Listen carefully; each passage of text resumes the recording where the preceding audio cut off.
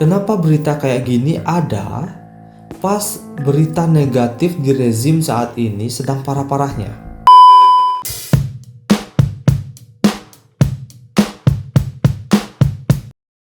Hai guys, Ridwan Kamil.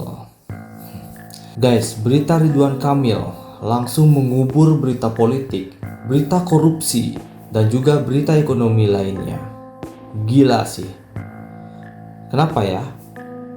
Karena yang namanya skandal, apalagi terkait dunia perlendiran, skandal seks, public figure pasti rame, pasti heboh. Apalagi yang terkena kasus adalah orang berpengaruh. Siapa sih yang gak kenal Pak Ridwan Kamil, politikus yang eksis di medsos ini? Harta, tahta, wanita. Sepertinya ungkapan itu benar. Seorang pria kalau sudah punya harta, punya tahta, itu eksotis di mata wanita lain guys. Meskipun pria itu telah beristri sah, semasih bisa digoyang ya gas aja. Digoyang di sini maksudnya imannya ya guys. Ibarat semakin tinggi pohonnya, maka semakin banyak bidadari yang mau singgah. Nah loh, gimana guys? Seru kan baca beritanya? Tapi aku gak akan bahas skandal ginian guys. Karena di otakku malah muncul pertanyaan yang skeptis, yang suuzon. Kok tiba-tiba ya? Di saat berita politik besar, kepercayaan publik ke pemerintah turun, di tengah berita kondisi ekonomi yang lagi morat-marit, muncul sebuah berita dalam tanda kutip receh yang langsung boom, meluluh lantahkan berita skandal politik lainnya. Nah, muncul pertanyaan, ini berita beneran atau settingan ya? Nah, di sini aku mengajak kalian untuk tidak lupa berpikir kritis. Jadi 99% boleh percaya, tapi tetap jaga 1% untuk menaruh rasa curiga. Itu perlu guys. Perlu muncul pertanyaan, kenapa berita kayak gini ada pas berita negatif di rezim saat ini sedang parah-parahnya? Apakah ini real atau role model pemerintah untuk menekan isu yang lain? Kalian buka portal berita sekarang deh. Nah, masih rame nggak isu korupsi Pertamina? Masih rame nggak isu Ivan Seventeen jadi dirut PT PFN? Masih rame nggak berita aturan baru BPN di mana tanah bangunan terbengkalai bisa disita negara? Masih rame nggak isu mantan gubernur BI yang sempat dipenjara karena kasus korupsi malah diangkat jadi ketua tim pakar Badan Pengelolaan Investasi di Danantara? Dan masih rame nggak isu TNI masuk kampus? Maksudku di sini sudah saatnya masyarakat Indonesia selektif menerima informasi dari media guys. Boleh kok heboh, tapi jangan lupa beberapa kasus penting.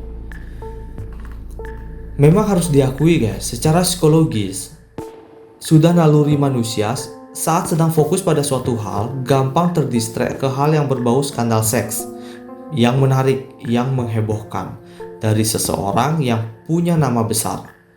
Meskipun ujung-ujungnya dari skandal ini ya belum jelas. Istilahnya, hati-hati pada berita pengalihan isu. Maka dari itu guys, video ini aku buat tujuannya hanya mengingatkan kita masih punya PR mengawasi beberapa skandal kasus besar di negara ini.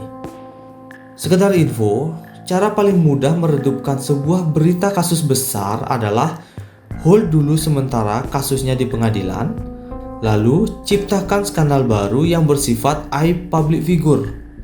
Karena secara psikologis, kebanyakan orang sangat suka melihat jatuhnya orang sukses guys.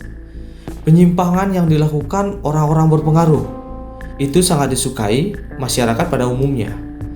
Karena aib seseorang yang terkenal itu eksotis di mata masyarakat. Maka dari itu perlu berpikir sedikit skeptis. Ini beneran apa hanya membuat heboh sementara? Ingat ya, heboh sementara. Jangan sampai ya suatu saat kita lupa pada kasus besar karena terdistract kasus yang menghebohkan, kasus yang viral yang ujung-ujungnya damai. Maksudku di sini tuh misalnya ya, Pak Ridwan Kamil ternyata nanti ujung-ujungnya damai dengan Mbak Lisa. Maka secara perlahan beritanya akan meredup guys. Kemudian akan digantikan oleh berita viral selanjutnya. Entah apa nanti yang boom lagi ya, aku juga nggak tahu. Kita akan terdistract lagi ke berita viral itu. Nah kemudian berita skandal politik, skandal korupsi, kondisi ekonomi yang morat-marit akan berjalan mengendap-endap secara perlahan di bawah berita yang viral tersebut. Dan kita pun akan terus-terusan terdistract berita lain yang lagi viral, lagi heboh, sampai jadinya lupa berita besar yang utama mesti kita kawal.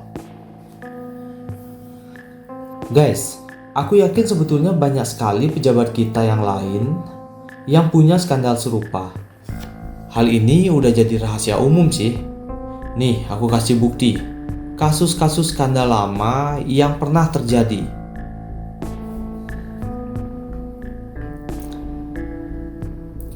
Aku yakin banyak kok pejabat lain yang punya simpanan, cuma Pak Ridwan Kamil kebetulan lagi apes saja. Karir politiknya lagi nyungsep karena gagal di Pilgub Jakarta, apes tiba-tiba kena skandal. Menariknya ya, sekaliber Ridwan Kamil loh terkena skandal beginian. Gila sih. Cuma kalau seandainya kasus ini benar guys, nah ini perlu ditelaah juga, apakah ada kemungkinan Pak Ridwan Kamil ini sebenarnya lagi dijebak oleh lawan politik. Soalnya kebetulan posisi Pak Ridwan Kamil saat ini lagi lemah nih. Habis kalah Pilgub Jakarta, secara power di pemerintahan dia lagi melemah.